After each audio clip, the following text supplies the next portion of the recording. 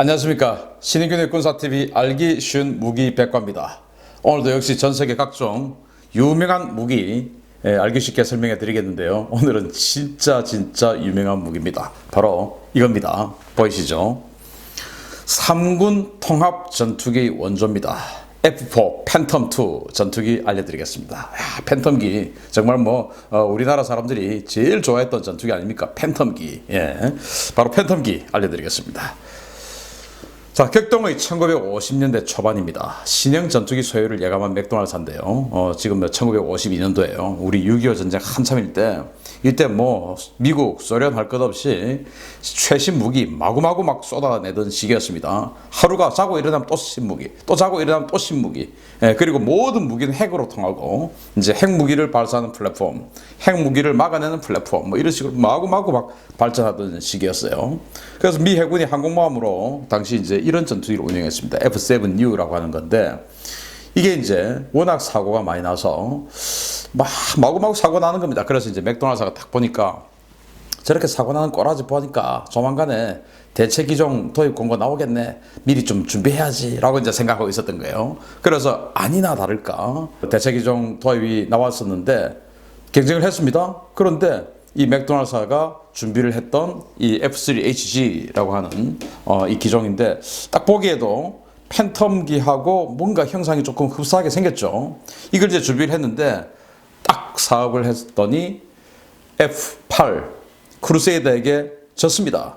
그래서 당시 많은 사람들이 이제 이런 비아냥을 했죠. 이제 이 F3H는 데몬이라고 하는 악마죠. 데몬이라고 하는 애칭을 가지고 있었고, F8은 크루세이더, 즉 십자군이죠. 십자군이라고 하는 이 애칭을 가지고 있었어요. 그러니까 악마가 십자군에게 졌다. 이제 이런 식으로 막 신문에 나고 막 그렇게 했어요. 그래서 이제 이거 개발비 날린 거 어쩔 생각이세요? 이러니까 아직 안 끝났거든요. 이제 이렇게 되는 거예요. 그래서 끝나지 않았다. 또 기회는 올 것이다. 라고 이제 맥도날드사가 생각하고 있었던 거예요.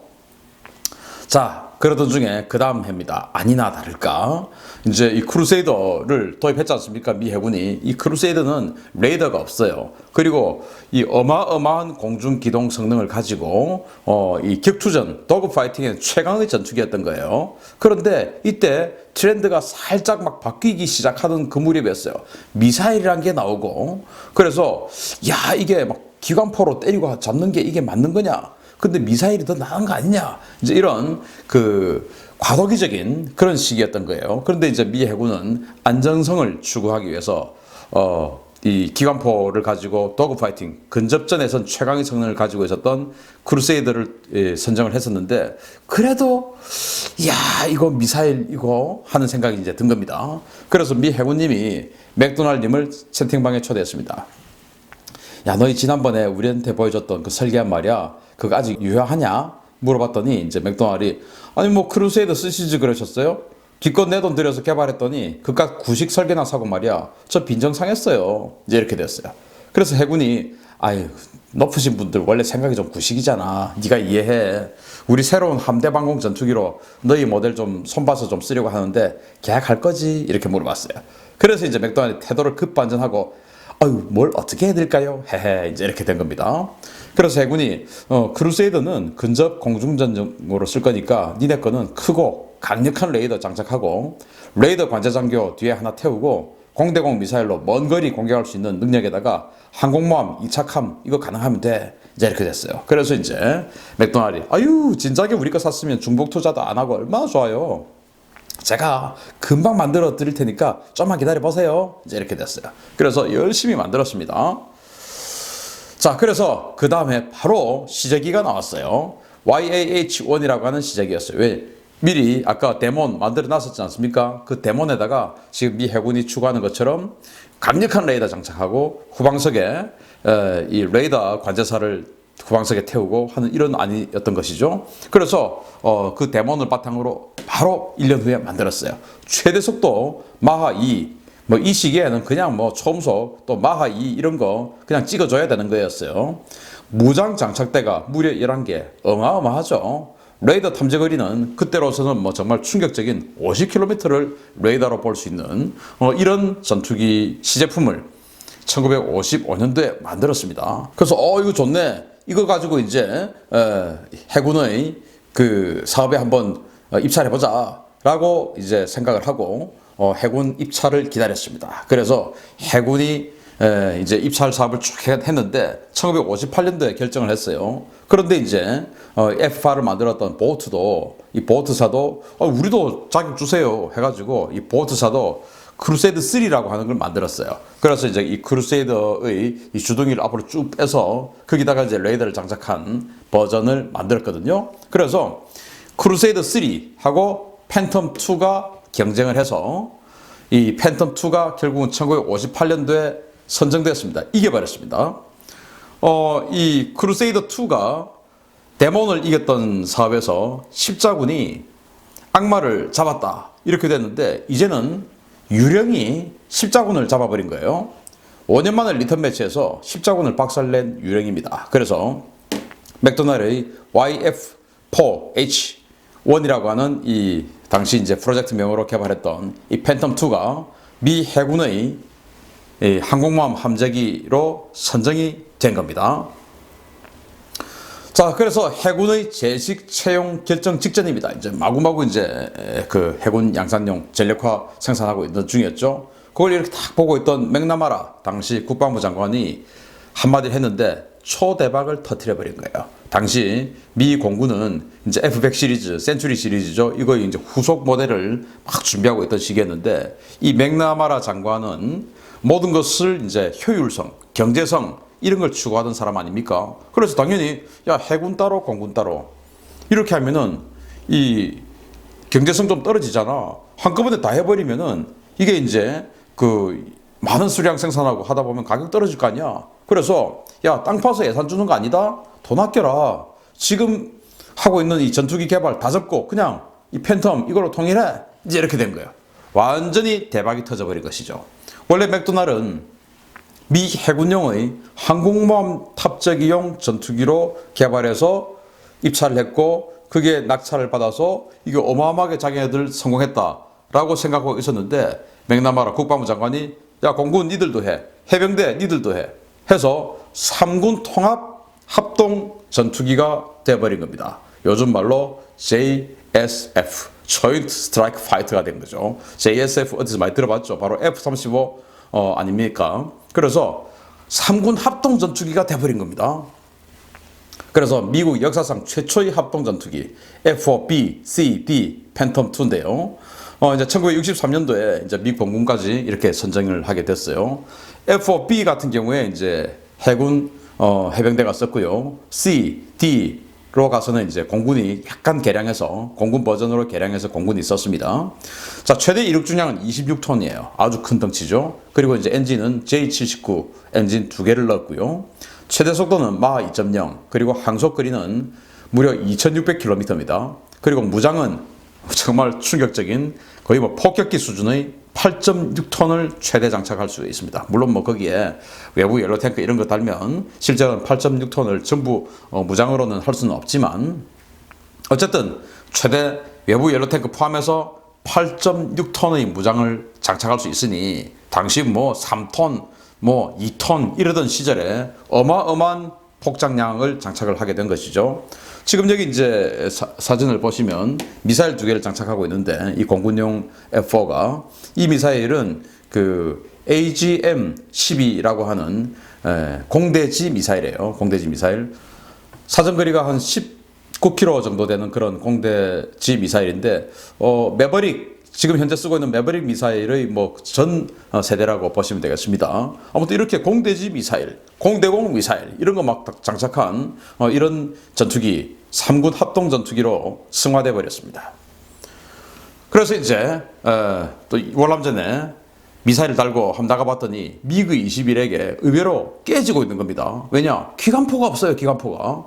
그냥 이 스페로 미사일 쫙 쏘면 다 이길 줄 알았는데 이 스페로 미사일이 알고 보니까 이제 끝까지 레이더를 조사를 해줘야 되는데 이게 이제 락온을 시키려고 하면은 적 전투기를 정확하게 봐줘야 되는데 뭐 요즘 같으면 이 전자기술이 워낙 발달했지만 이때는 이제 초창기 아니겠습니까? 그래서 이 지상의 이 클러터, 이 난반사 이런 거 하고 전투기하고를 확실하게 잡아주지를 못하는 거예요. 그래서 저기 전투기 있는데 보이긴 보이는데 내 레이더가 락온을 시켜주지를 못하는 거예요. 그래서 락온만 시키면은 스페로 미사일 쏘면은 콱 잡을 수 있는데 이게 안 되는 겁니다. 차라리 이때 기관포를 쐈으면은 더 좋았을 텐데. 그래서 미그 21에게 의외로 큰 피해를 보게 됩니다. 그래서 안 되겠다. 이거 우리 기관포 달자 해가지고 이제 기관포 포드라는 걸 날개에 달고 있던 것을 안 되겠다 해가지고 이 주둥이 레이더 돔 바로 아래에 원래는 IRST 탐지 장비가 있었는데 이 부분에다가 기관포를 장착을 하는 버전, 이게 바로 팬텀 F4E 버전입니다. 이게 이제 최종형 팬텀이에요. 그래서 이게 1973년에 등장했고 이게 1981년도까지 생산이 되는데 총 5,195대가 생산됐어요. 총 5,195대. 정말 이 Z 시대에 들어와서 어마어마하게 성공한 초대박 전투기가 된 거죠. 자, 그런데 제가 놀라운 비밀 하나 가르쳐 드리면 이 5,195번째 이 마지막 생산, 이게 바로 한국공군입니다. 한국공군. 그러니까 한국공군이 팬텀 너무 좋아해서 정말 마지막에 끝물의 끝물, 최종 끝물을 우리가 산 거였죠. 이제 한국공군의 팬텀하고의 인연은 바로 이겁니다. 방위성금 환납기. 여기 제가 지금 이 모형을 갖다 놨는데 여기에도 지금 방위성금 환납기라고 적혀져 있습니다. 바로 이 모형이에요. 바로 이겁니다. 아시아 최초로 팬텀2 전투기를 도입한 나라가 바로 우리 대한민국이죠. 이제 이걸 도입했던 또 사연도 있어요. 우리가 이제 F5 프리덤 파이터를 가지고 있었죠. 이제 월남전을 합니다. 이제 베트남군의 월남군에게 F5가 있었는데 이게 좀 더 필요하게 된 거예요. 근데 미국이 F5를 좀 갖다 줘야 되는데 뭐 갑자기 갖다 줘야 될 게 좀 모자라요. 그래서 한국 공군에게 야, 니들 있는 거 F5 그거 우리가 어차피 준 거니까 그거 좀 월남에 좀 갖다 주자 했더니 한국 공군이 무슨 소리예요? 지금 우리 어떡하라고 해가지고 이제 그러면은 우리 거 좀 빌려줄게 해가지고 5대의 팬텀 D를 우리에게 빌려준 겁니다. 임대를 했어요. 그리고는 이제 우리가 써보니까 이 F5 프리덤 파이터하고는 차원이 다르지 않습니까? 그래서 너무 좋은 거예요.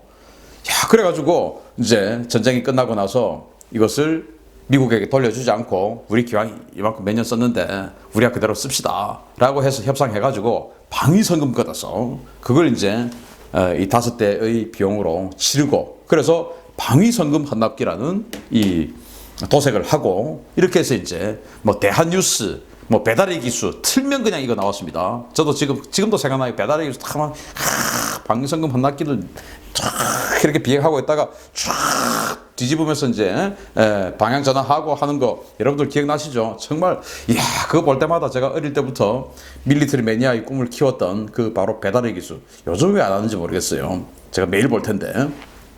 그래서 미군이 쓰던 이 팬텀을 그대로 가져와서 한국이 쓰다 보니까 핵무기 발사 버튼이 있었던 거예요.